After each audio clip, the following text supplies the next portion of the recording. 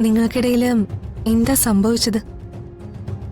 രണ്ടുപേരും പിരിയാൻ എന്തായിരുന്നു കാരണം?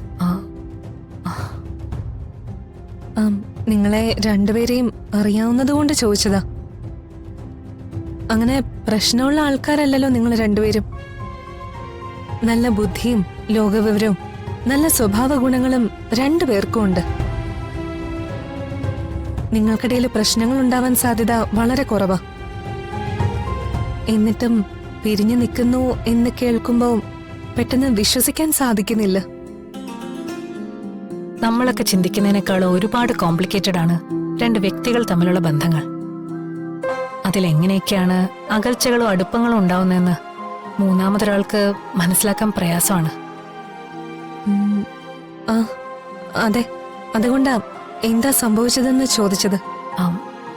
അത് ഞാൻ പിന്നൊരിക്കൽ പറയാം, ഇപ്പൊ വേണ്ട. ഇന്ന് തന്നെ ഡൗൺലോഡ് ചെയ്യൂ. കാണൂ നിങ്ങളുടെ ഫേവറേറ്റ് ഷോസ്.